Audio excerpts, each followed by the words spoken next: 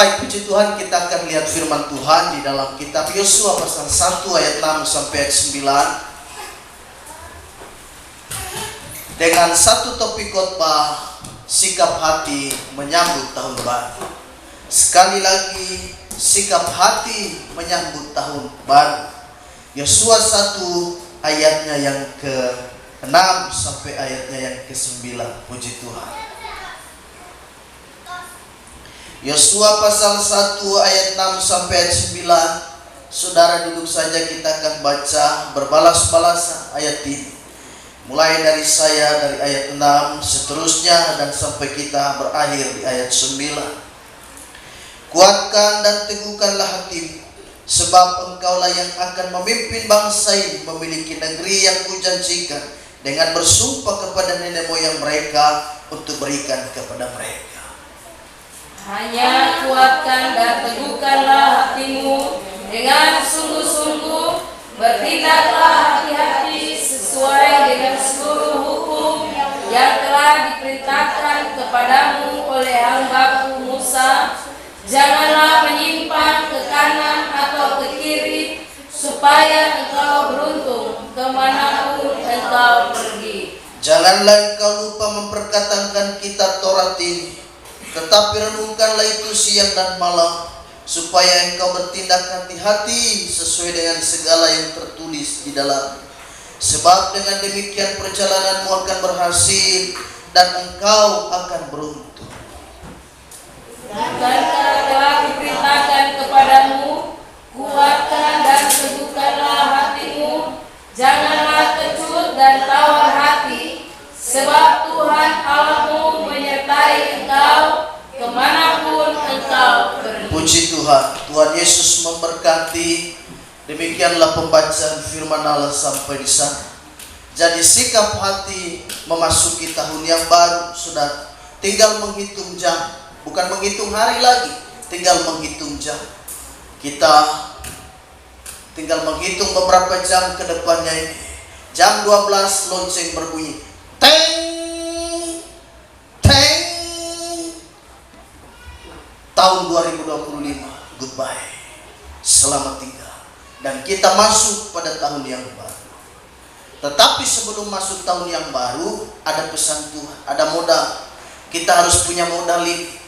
Kalau kita bikin usaha tidak ada modal, wah kita sia-sia. Namanya orang kalau dia bisnis apa saja, pokoknya dia harus ada modal. Dan dia hitung-hitungannya sudah mantap. Dia untung dan rugi dia sudah pikir mantap-mantap. Jadi saya dan saudara sebelum masuk melangkah di tahun 2026, meninggalkan tahun 2025, kita harus punya modal utama. Modalnya ada di dalam Yosua 1 ayatnya yang ke-6 sampai ayat 9 yang kita sudah bacakan.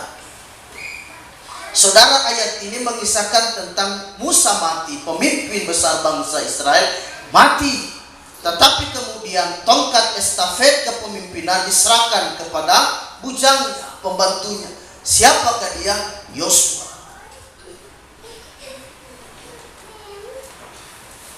Jadi tongkat kepemimpinan diserahkan kepada Yosua. Dan ini pekerjaan besar bagi seorang Yosua, tidak mudah. Karena Yosua tahu sendiri memimpin bangsa ini memang tidak mudah, saudara. Bangsa ini dijuluki bangsa keras kepala, bangsa yang tegar tengkuk. Jadi tidak mudah untuk memimpin dan menuntun bangsa ini. Yosua harus perlu tuntunan Tuhan. Yosua perlu kekuatan dari Allah untuk memimpin bangsa yang satu ini. Jumlahnya jutaan, 3 juta jiwa kurang lebih. Itu bukan jumlah yang sedikit. Itu satu negara, memimpin satu negara. Jadi Yosua perlu tuntunan Tuhan. Jadi saudaraku, mari modal utama ini sebelum saya dan saudara meninggalkan tahun 2025. Modal ini kita pegang. Apa gunanya tahun baru kalau hanya berganti kalender? Tahun baru bicara tentang perubahan hidup. Apa gunanya tahun baru kalau hanya berganti tanggal, tetapi hidup begitu-begitu aja? Tahun baru adalah perubahan hidup dari yang lama kepada hidup yang baru. Kita harus seperti orang Majus. ketika mereka mengunjungi bayi Yesus Kristus itu, mereka kembali ke tempat asal mereka, tidak melalui jalan yang sama, yaitu harus melapor lagi ke Herodes. Tidak, mereka ikut jalan yang lain. Jadi tahun baru jangan jalan di jalan yang lama, jalan yang baru. Haleluya. Harus ikut jalan yang baru. Jangan dari ke tahun ke tahun jalan itu saja yang kau lalui. Lihat orang Majus, mereka kembali ke Persia, ke wilayah timur. Mereka tidak ikut lagi jalan yang Herodes bilang nanti kembali ke sana. Kasih laporan itu. Mereka ikut jalan lain. Tahun baru kita tinggalkan jalan yang lama, kita ikut jalan yang baru. Jadi jangan jalan lagi di jalan yang lama. Jalan yang lama artinya kesusahan, penderitaan, segala macam dosa dan lain sebagainya. Kita tinggalkan, kita lepaskan, kita masuk di tahun yang baru, kita ikut jalan yang baru. Jadi tahun yang baru, jalan yang baru. Kita lihat di sini adalah beberapa modal utama. Yang pertama, saya dan saudara, tentu sebelumnya kita akan melihat bagaimana bangsa Israel menuju kepada tanah perjanjian. Antara harapan dan masalah, ini yang dihadapi oleh bangsa Israel. Di sisi lain mereka ada harapan, karena mereka masuk tanah perjanjian. Allah berkata bahwa tanah itu subur, melimpah susu dan madunya. Tetapi di sisi lain ada masalah. Jadi antara harapan dan masalah, senang masuk tanah Kanaan, senang gembira masuk tanah perjanjian, tapi ada masalah. Masalahnya apa? Harus perang kalahkan orang Kanaan. Karena di sana ada bangsa Enak, orang-orang yang tinggi besar seperti raksasa. Menurut pengintai-pengintai, bagaimana kita memasuki tanah itu sedangkan manusia penghuni tanah itu tinggi besar perawakan mereka. Jadi antara harapan dan masalah. Tapi bersama dengan Allah mereka bisa memasuki dan menduduki tanah. Tahun 2026 antara harapan dan masalah. Kita harap-harap memuji Tuhan tahun yang baru.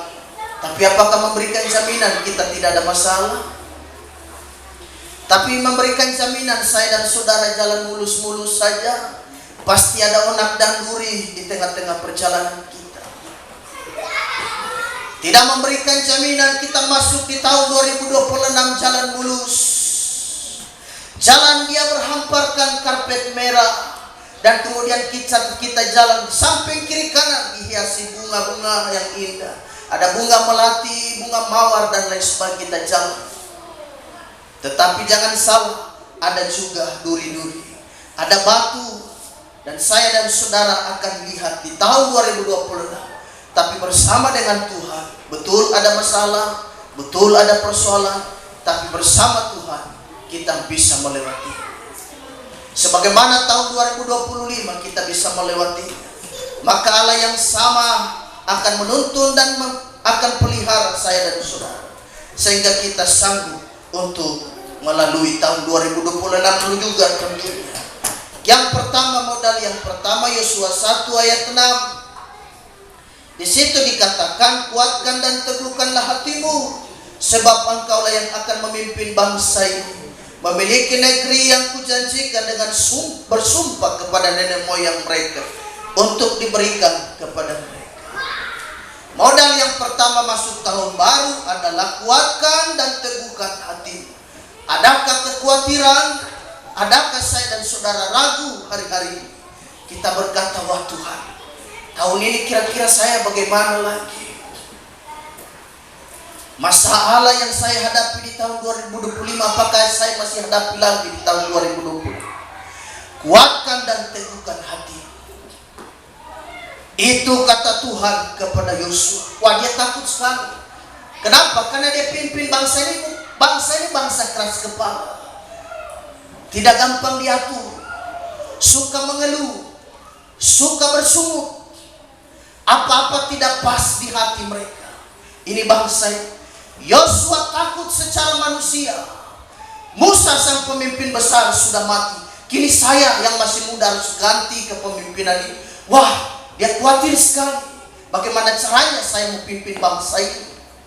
Wah Tuhan, secara manusia Yosua tidak mampu.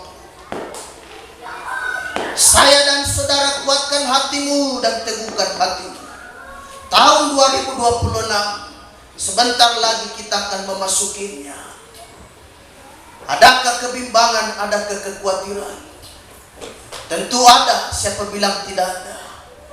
Banyak hal yang tentu kita pikirkan, banyak hal tentu yang saya dan saudara rindukan.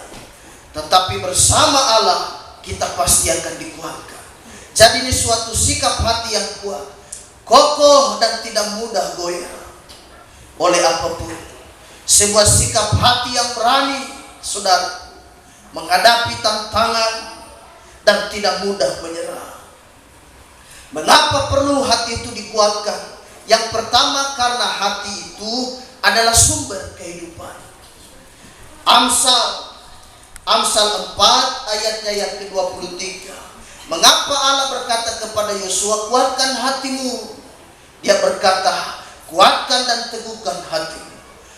Yang pertama, hati itu adalah sumber kehidupan. Amsal 4 ayat 23, jagalah hatimu dengan segala kewaspadaan, karena dari situlah terpancar kehidupan. Jika hati kita tidak memancarkan kehidupan, berarti memancarkan kematian. Sikap hati, apa yang ada di luar penampilan kita ini semua yang menentukan dari dalam ini. Karena itu hati yang harus, Tuhan tidak bilang kuatkan ototmu, oh enggak. Tuhan berkata kuatkan hati, karena hati ini adalah sumber kehidupan. Jadi kalau hati mantap, hati kuat, saya percaya kita mampu menghadapi apa. Kenapa Allah berpesan kepada Yosua, teguhkan dan kuatkan hatimu? Pertama, hati adalah sumber kehidupan. Dan yang kedua, kekuatan manusia itu ada di hati, bukan di fisik. Kekuatan fisik, dia itu ada di sini. Kekuatan manusia sebetulnya ada pada hati kita, bukan ada pada ototnya. Ada orang tinggi besar, kumisnya melintang seperti gagang telepon, matanya tatapan sorotannya bikin orang takut. Dia lihat saja orang takut, sangat. Tapi kalau dia hadapi masalah, dia seperti anak kecil.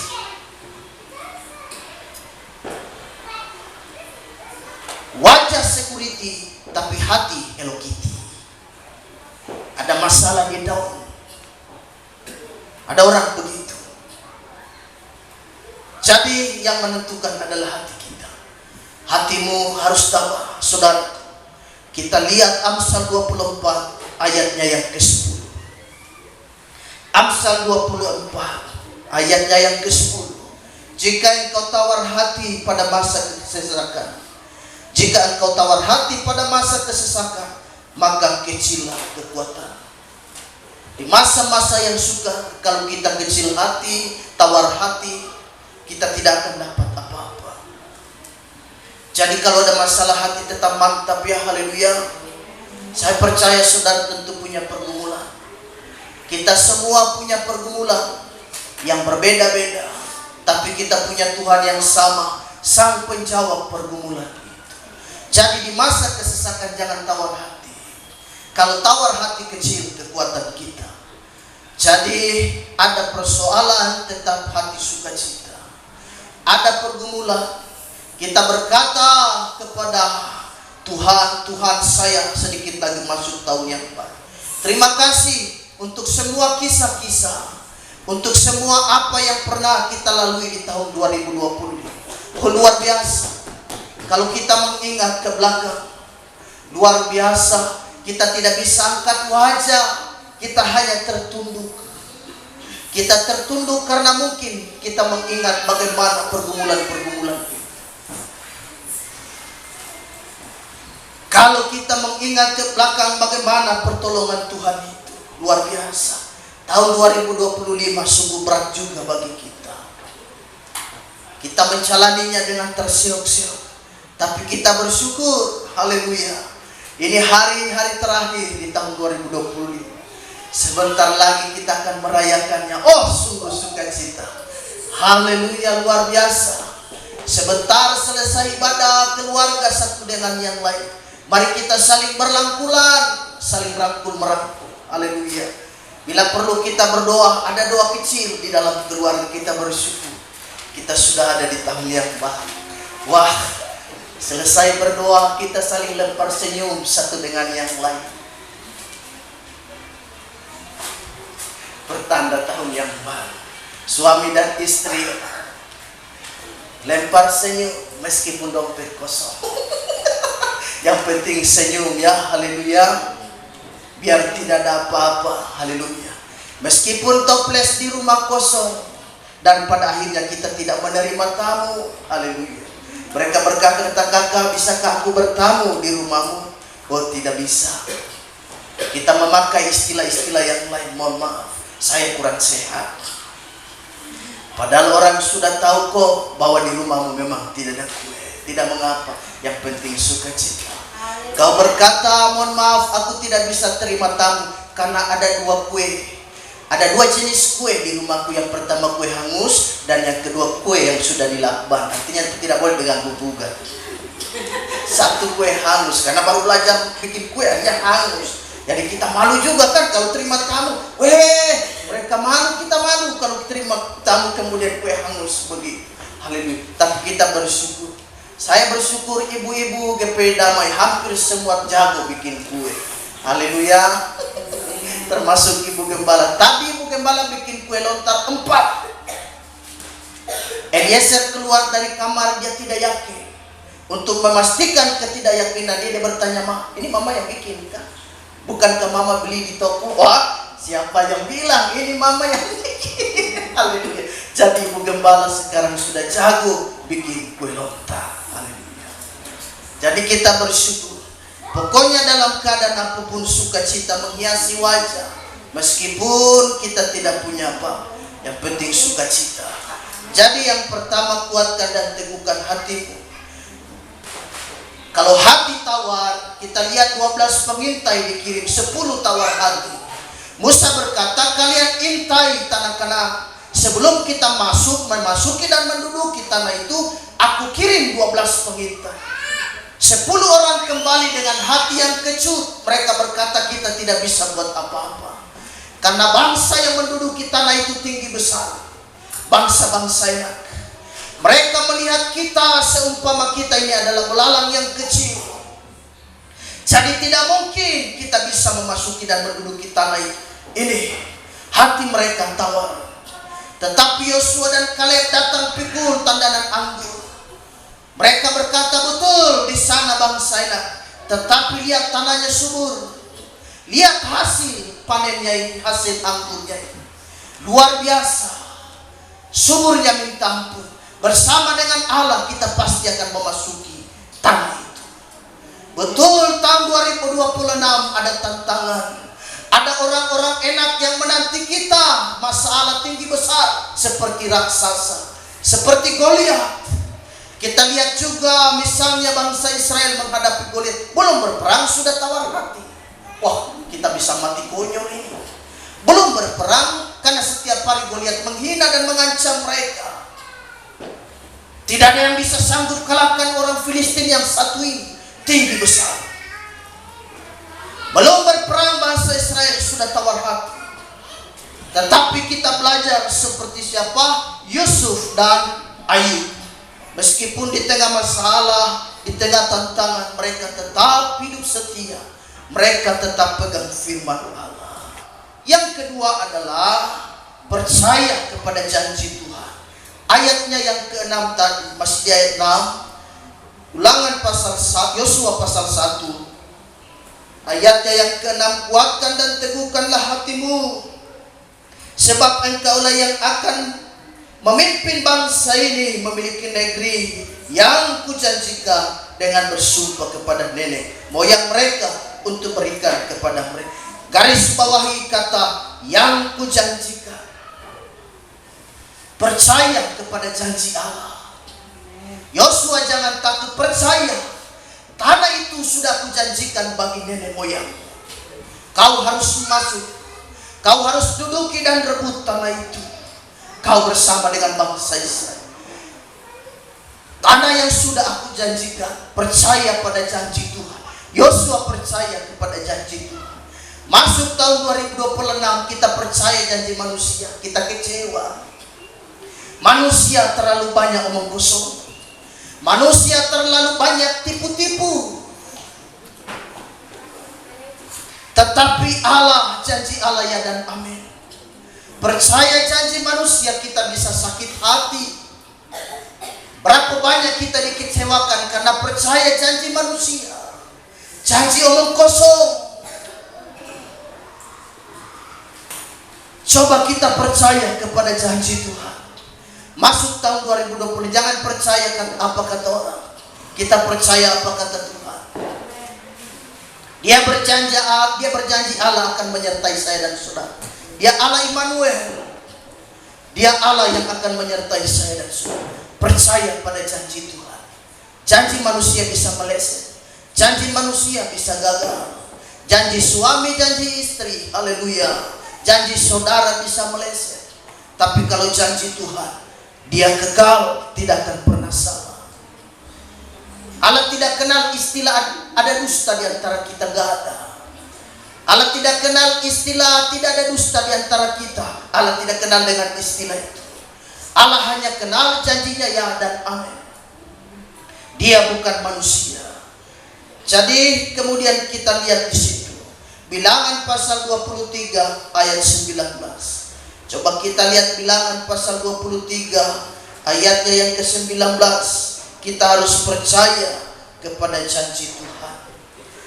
Allah bukanlah manusia sehingga ia berdusta, bukan anak manusia sehingga ia menyesal. Masakan ia berfirman dan tidak melakukannya, atau berbicara dan tidak menepatinya. Dia Allah kita, Allah yang luar biasa. Dia bukan manusia, haleluya, yang hanya gampang melentarkan perjanjian tetapi tidak menepatinya. Wah, dia Allah yang baik. Dia Allah yang baik ini yang akan menuntun dan memimpin saya dan saudara di tahun 2026. Jadi dia Allah bukan manusia yang gampang berdusta. Dia Allah kita, Allah yang hebat. Dia bukan seperti kata lagu, kau yang berjanji tetapi kau yang mengingkari. Kau yang memulai tapi kau juga yang mengakhiri. Wah, Allah kita bukan Allah yang begitu kan? Allah kita Allah yang luar biasa.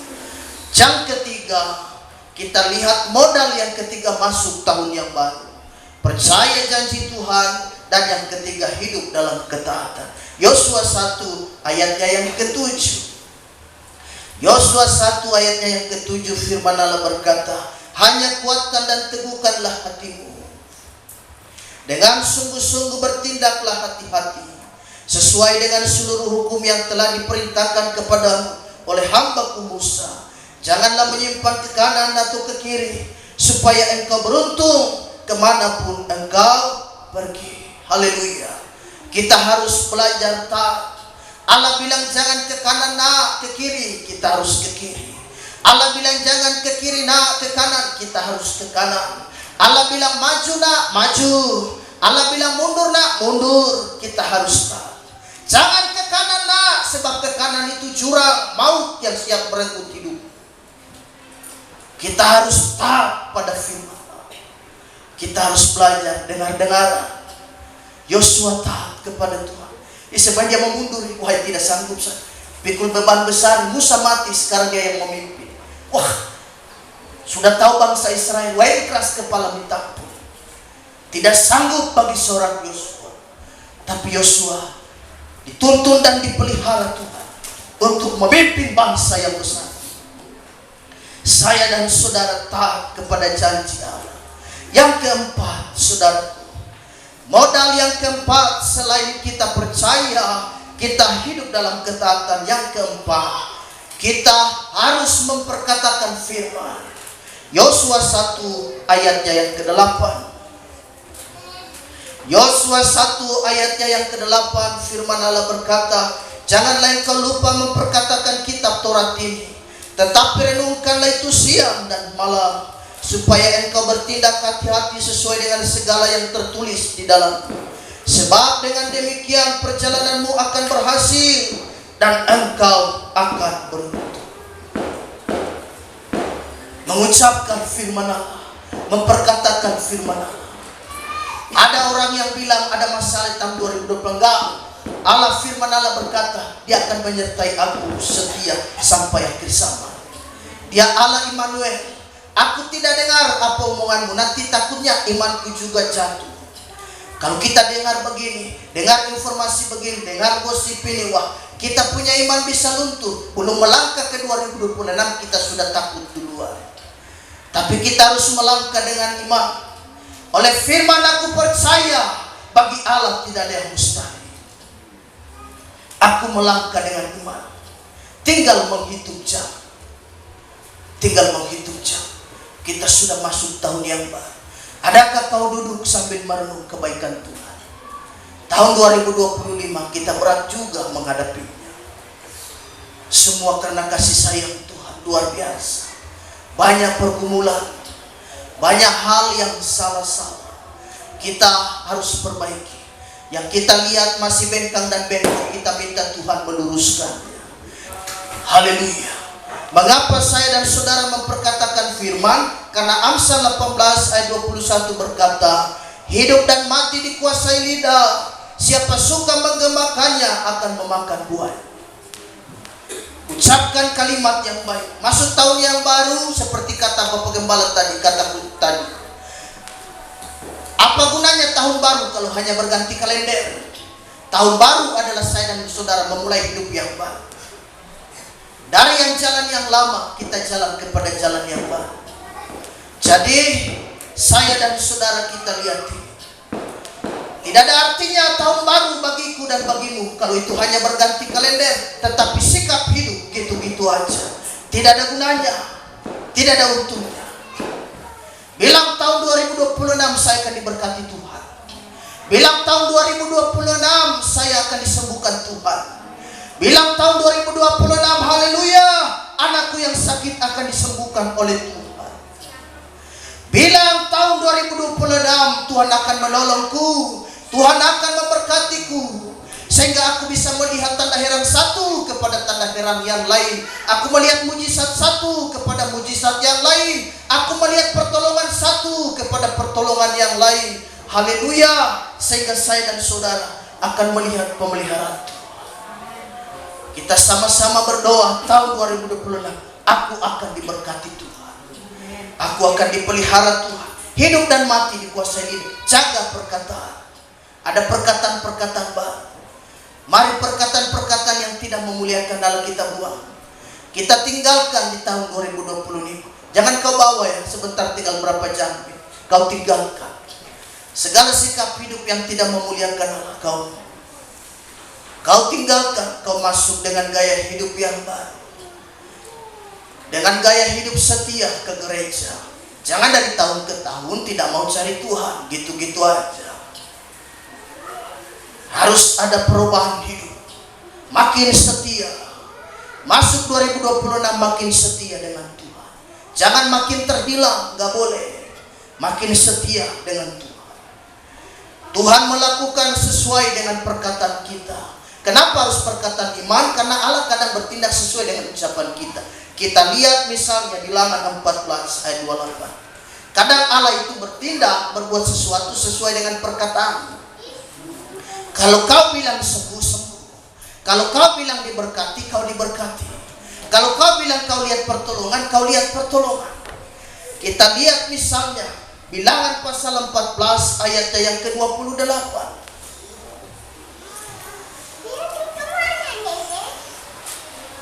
Bilangan 14 ayatnya yang ke-28, katakanlah kepada mereka, demi aku yang hidup, demi firman Tuhan, bahwasanya seperti yang kamu katakan di hadapan, demikianlah akan kulakukan kepadamu. Apa yang kita ucapkan, apa yang kita katakan, Allah juga bertindak sesuai dengan itu. Kalau kita bilang ragu, Allah tidak berurusan dengan orang yang ragu-ragu. Allah berurusan dengan orang yang maju, yang hatinya kuat, hatinya tidak tawar dalam menghadapi apapun. Jadi tetap maju, jemaat kekasih. Kau tetap maju. Bersama dengan Allah kita akan melihat perkara-perkara besar terjadi. Yang terakhir, modal terakhir, bagaimana supaya kita bisa memasuki tahun yang baru. Percayalah akan penyertaan Tuhan. Kita harus percaya Allah menyertai saya dan saudara. Yosua 1 ayatnya yang ke-9.